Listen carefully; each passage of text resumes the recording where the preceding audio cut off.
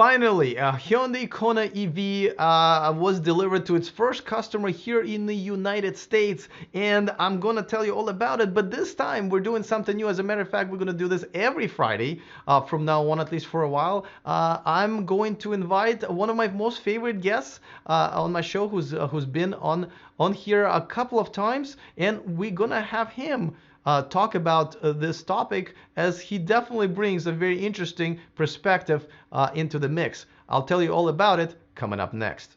Taking over the world, electrifying the world, E4 Electric! Welcome to E4 Electric, your number one source of unbiased electric car news. If this is your first time here, go ahead and click on that subscribe button down there so you don't miss anything. And let me give a quick shout out to one of my newer Patreons, Rodney Gilbertson. Thank you so much for joining my community. That's the only place where you can watch me live, and also thank you for supporting and contributing to my channel. It's an independent YouTube channel, so that is very much appreciated. So thank you to all of you, my Patreons, and if you want to join my Patreon community, there's a link in the description of this video. Thank you so much for doing that as well. Okay, so as we talk about the Kona EV being delivered to the first customer in the United States, I am launching a new segment. It's going to be called Plugged In with Tom Moloughney, who is a contributing writer to Inside EVs and a veteran of electric car industry. He's been around for a while. He's been on my show a couple of times. The videos with him in it are always very popular, and I don't really blame you guys, because he is a huge source of knowledge about electric cars, but also he has a very sober and just realistic perspective on what's going on. So I am going to invite him over in a second and kind of take this whole thing over. And as a matter of fact, every week we're going to have him pick a topic, and I'm just going to pass the reins to him and just kind of ask questions and see what he thinks about one of the hottest topics of the week. Before that, of course, I want to remind you guys that this channel and this video is sponsored by Evanex, the aftermarket accessories for Tesla. There's a discount code in the description of this video. That way you can save yourselves a few bucks on the accessories that I myself also enjoyed for my Tesla. All right, without further ado, I'm going to bring Tom to talk about the first delivery of Kona EV in the United States. Tom, welcome to the show. Thanks for having me, Alex. All right, so what we're gonna do every week now is that you're gonna pick the topic that we're gonna talk about. So this week, the first week we're going to do this. What is the topic? We're going to talk about the Hyundai Kona Electric and the fact that the first one was delivered in the U.S. All right, yes, and here is the picture. I'm actually going to put it full screen here for everybody to see. Now, this guy is a doctor, I'm hoping, for his sake. Yes, so that's Dr. Donald Small. He's actually the director of pediatric oncology at Johns Hopkins in Baltimore, Maryland. So, the Hyundai has some connections with their program there. They've donated, I think, something like $2 million. They have a program with Johns Hopkins called Hope on Wheels, where Hyundai donates money for cancer research. So I guess that was the tie-in. It was a little, I think, strange for a lot of people to see that the first Kona Electric was delivered in Baltimore, Maryland. And I think pretty much everyone, including myself, expected to see them showing up in California first. And that wasn't just a guess. Hyundai told us that. They've been saying from the beginning, or at least from the press drive that I went to in October, that the first shipment would be showing up in California, and then the other 9 ZEV states, those being New York, New Jersey, Connecticut, Maine, Maryland, Massachusetts, Oregon, Rhode Island, and Vermont. They would all get them after California had gotten the first batch. So to see the first one show up in Baltimore, Maryland was a little surprising, but when you see the connection to Hyundai with Johns Hopkins, then it kind of makes a little bit of sense. Yeah, I guess so, and it's a good cause. And I guess we don't really care where the first delivery happens. The fact that it did happen, and this is the first delivery in the US, because Kona EV has been sold around the world for a few months now in Korea and Europe, and it's been doing pretty well, hasn't it? Yeah, pretty well would be an understatement. When we did the press drive back in October, Hyundai representatives admitted to us that they were a little surprised by the volume of orders that they'd been getting in South Korea and Europe. That's where it went to first.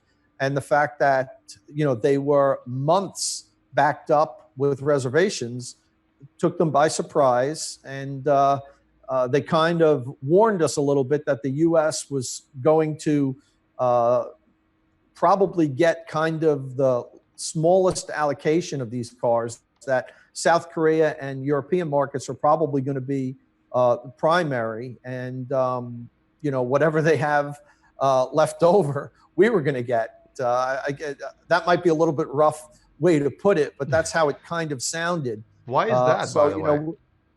We're just getting the first ones now. We don't know what kind of volume we're going to get.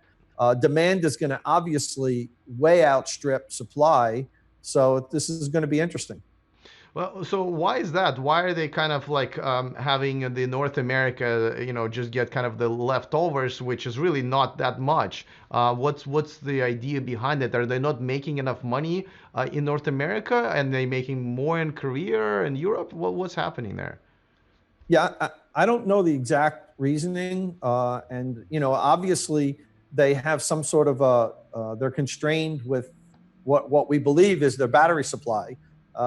And so they can only make a certain amount of them. It's not that easy for automakers, even, experienced ones like Hyundai that have been making cars for a long time. They can't just turn up the volume and just demand from their suppliers to, say, double the amount of parts that they've contracted for. And the battery packs seem to be even more difficult than, say if they said, we need more air conditioning compressors or something. So the one thing that Tesla, well, there's a lot of things Tesla did well, but one of the things that they seem to have really understood from the start was that it was imperative that they be able to control their supply of batteries. And it appears as though, Hyundai can only make a certain amount of cars because they can only get a certain amount of battery packs. From what we've heard, that they've contracted a second battery supplier now. They didn't name the supplier. The Kona Electric's batteries were supposed to be all supplied by LG Chem, but it seems as though now, because demand has been so great, that they've reached out to a second supplier to get more of them. So, from what the last we heard, I think they were making about 5,000 a month of these, and that was back in December. So I don't know if production's increased since then, but that's still a pretty good amount. And to be so, to have supply, to demand so outstrip the supply, it's a good indication that this car is a good EV. Right. And so I know you test drove it. I have not yet. I test drove the sister one, which I guess is a Kia Niro EV, and I loved it. What are your thoughts? I mean, we know that the price is, after incentives, at least here in the United States and many different areas, are under 30,000, right? The base price, which is great. What do you think about the car? So I really enjoyed my test drive. I thought the car drove really well. It was very responsive, similar to a Bolt, the way it drives. It's got 201 horsepower, I think. A little bit slower than a Bolt because it's heavier, but great amount of torque. It handled really well. The test drive we did was up in Topanga Canyon in California. So we got to take it up up and down some winding canyon roads. And, my fellow journalist and I that had the car, we took full advantage of those winding roads and kind of pushed it to its limit. And it was able to handle it. It was a good drive. I came away from that pretty much convinced that I was going to buy one. So I was impressed. I still like it, but now that the Niro EV is going to be coming out, I'm going to take a good look at that before I make a purchase. I've kind of been going back and forth as to which one to get. I like the Kona a little bit better. The appearance of it, I like the interior a little bit nicer. It has some cool options like the heads-up display that the Niro doesn't have, and ventilated seats, which I thought were really good. We had those in the car we used for the press drive. But the Nero has a lot more rear leg room. The one real Achilles heel that I saw on the Kona was the rear leg room was just terrible. It reminded me of, like a sports car. I'm not a tall person. I'm only 5'8". And with me driving Me in too. a comfortable position, that back seat was barely usable. So that was something that is going to influence my decision. Yeah, and so I mean, we kind of knew that Nero EV is a bigger car. Okay, so from what I'm hearing and from what I've been seeing, the type of the car that this is, the Kona EV, for the price basically you can get it for, is an amazing offering. And obviously the range is over 250 260 miles. I mean, very very competitive. Why does everybody else like this car but Hyundai? They seemed like they really almost like ashamed of the car and they don't want to make too many. I know you said, yeah, they don't have the, maybe supply chain figured out, but they've had Ioniq and they had kind of the same issue with that. Now they're producing this car that they kind of knew. I mean, we kind of all told them that, hey, you make this car for, after in its 30s as far as price tag is concerned, and make it look good. I like the way it looks and have all these features. Everyone's gonna jump on it, especially with Model 3 standard option being delayed and delayed. Why don't they believe in their own pretty damn good product? Well, you said that everybody knew it was going to be very popular. You and I are pretty well in touch with the EV world and the EV community. And I think to us, it seemed like a no-brainer. But, never underestimate the ineptness of product managers when it comes to, predicting what people are going to like and what they're not. A lot of these uh, program managers, a lot of the entrenched OEMs, they're really still trying to find their way with EVs and try to understand the demand.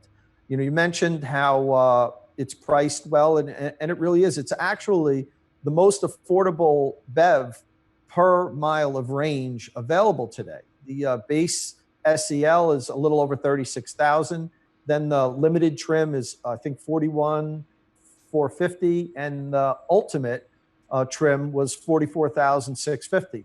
So those are pretty respectable numbers. And when you factor in incentives, it's a really affordable car that can go 250 to 300 miles in good weather. When we drove it, we drove, as I said, we drove the heck out of it. We drove it hard, and And let me we just drove add about one more 100 thing, if you miles. don't mind. Sorry to interrupt. Just let me.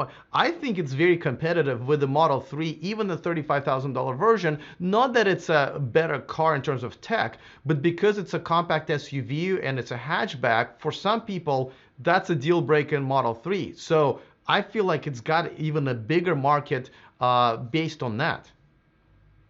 It does, but the Model 3 has that wow factor. You can't, people, it's such a desirable car. Absolutely. So, I think if there were, priced the same amount and there was unlimited supply of each, the Model 3 would still just crush it in sales because it's a sexy car, let's face it. The Kona Electric I like a lot. I think it looks cool. A lot of people don't like the rounded nose on the front of it. I actually kind of like that. But it's not in the Model 3 class. The Model 3 is a sexy sports sedan, and I don't want to take anything away from that. That said, I had a reservation on a Model 3, and I canceled my reservation to get the Kona.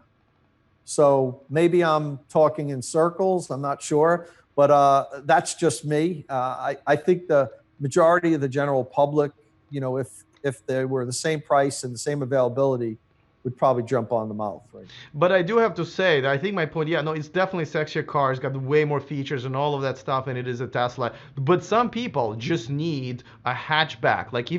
Like, for example, for me, right? Okay, so I'm a hockey goalie. My equipment is like this big, and if this would be only car I have, in the choices, that I would have is Model 3 and a Kona.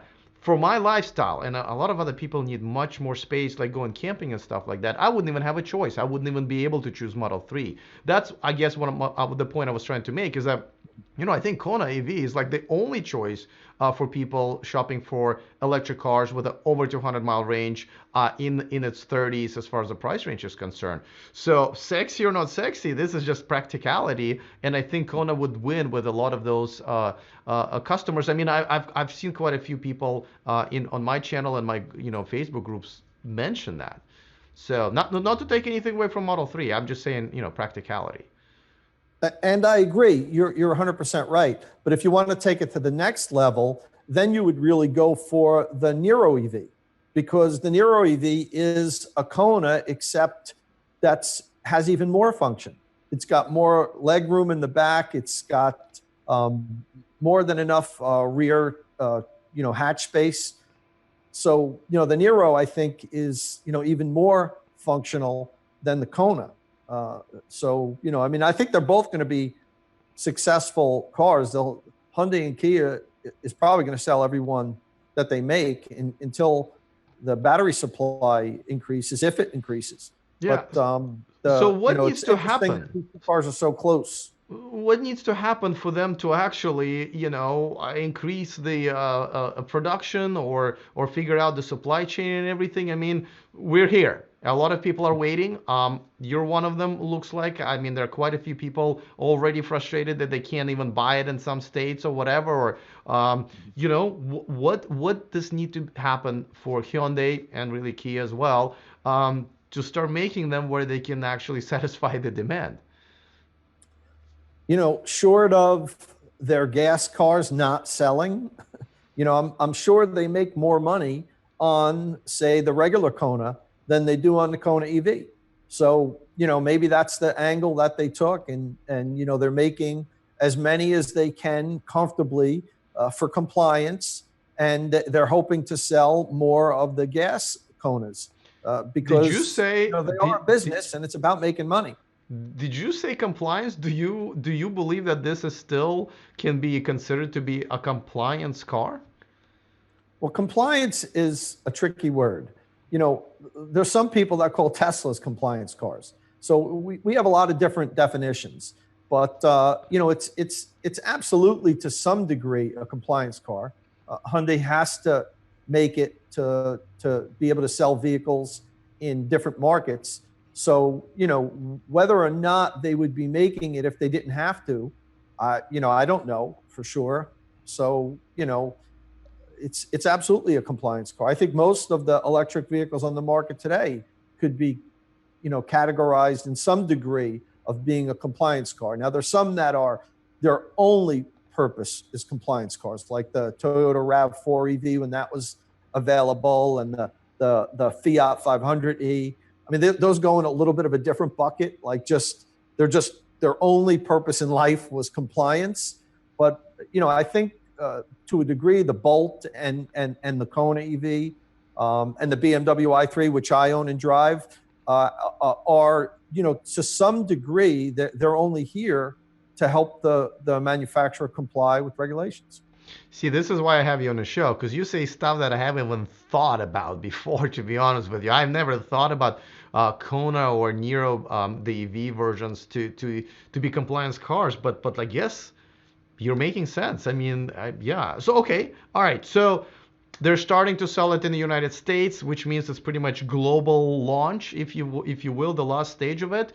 Do you think this car is one of those cars that are really going to start changing people's minds? I mean, within the reasonable price range, do you think this is that affordable mass car that Tesla have been trying to bring in a Model 3's standard battery option? Do you think this, and maybe we will just also throw the Kia Niro EV into it? Do you think this is a game changer or a major contribution into this electric car movement that people will really start saying, oh, yeah, no, I'm ready now? Only if they bring enough of them in to make a difference. If they only bring 8 or 10,000 of them a year to the U.S., then how's that going to make a difference? The people that are going to buy them are going to be the people that really know a lot about EVs and researched and went out and like demanded that they got one, went on a waiting list to their dealership or called 10 dealerships to try to get one. And those people were already sold, on EVs. If you really want to be a game changer, you've got to bring in people that maybe aren't EV aficionados, that haven't been studying that, go to a dealership and there's, 20 Kona electrics sitting on the lot, and they look at it and ask the salesman, what's that? The salesman takes them for a test drive, and then they say, sold. Somebody that wasn't going to buy an EV, but now they did because they said, wow, this is great. It's goes 250, 260 miles. It's affordable. It's got great utility. That's game changer. Game changer isn't when people have got to wait, 4 months and get on waiting lists at 3 or 4 different dealerships to get one of the 1,000 that Hyundai decided to import to the US that month. Yeah, no, unfortunately I agree. I think it would be a game changer if they had the availability. All right, now let's just really quickly address something that I think it's just really beyond Hyundai and Kia's issues, which is legacy manufacturers, making these electric cars, and dealerships having to sell them. We all know dealerships make most of their profits on maintenance. Basically, the manufacturer makes the car that breaks down all the time or needs tune-ups and oil changes and transmission fluid changes, whatever else I forget. I haven't had a gas car in a while. So, but now they have to sell these cars that really require almost no maintenance. Granted, there's a different business model that's ahead of us, which is either a subscription or selling digital services, but it's not here yet. How do you see this legacy manufacturers trying to basically have this balance between trying to sell this future, essentially in this electric cars, and still having to sell the gas cars that make them and their dealerships all the money? How do you get through that? So it's going to be painful for a little while. There's going to be a lot of different ideas tossed around. I think hopefully we're going to transition to some kind of hybrid sales model. Matter of fact, I just had a exclusive interview with Byton, and I haven't been able to write the article yet, but I'm going to be posting it on Inside EVs in the next couple of days about their new hybrid approach to sales in the U.S. And I think you're going to start to see more and more people come out with different ways of selling the cars. And, the dealerships are going to have to do different things like subscription services. Maybe they'll start selling ancillary equipment like charging stations and connectors and cables and things like that. The stuff that you have behind you. More revenue. But they're going to have to evolve because the industry is going to evolve, and they'll figure out a way of doing it. I don't think dealerships are going to go away, but I think that the dealership model is going to radically evolve in the next decade. Well, I am excited about this. Again, I really hope that they make enough of these, and same goes for Kia. I do think that these two cars are a game changer if they're able to actually provide enough of them for those and many of those who want the car, including yourself. So let's hope for the best.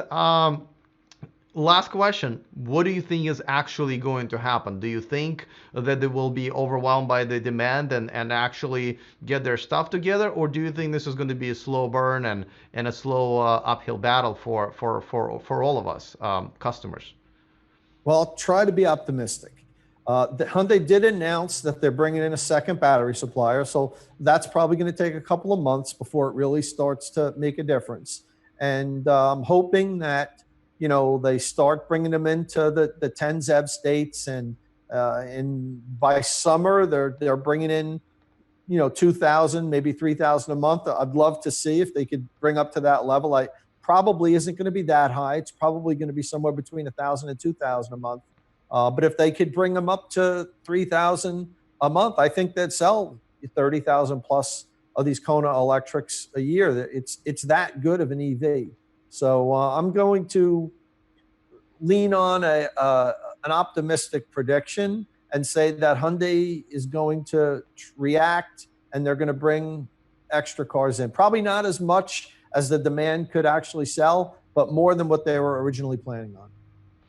All right. Well, listen, it's always awesome to have you on the show. I'm glad we're going to do this regularly. Thank you for the insight on this. I've learned at least one new thing. And never, this is why I love this. I've always, you make my brain work differently, really better. So thank you for that.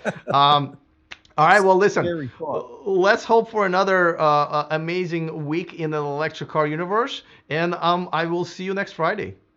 Very good. Thanks for having me, and I'm looking forward to next week. All right, it's always great to talk to Tom and get his opinion. As once again I found out, I've learned something new, a new perspective on this. We're gonna try to do this every Friday, so this will be the last video posted over the weekend, so you guys can check it out. Usually, probably gonna be a little bit longer than my average video, but I think that's a good thing. All right, let me know in the comment section what you think about this new segment, but most importantly, what do you think about the Hyundai's efforts with Kona EV? Other than that, see you guys next time, and remember to stay charged.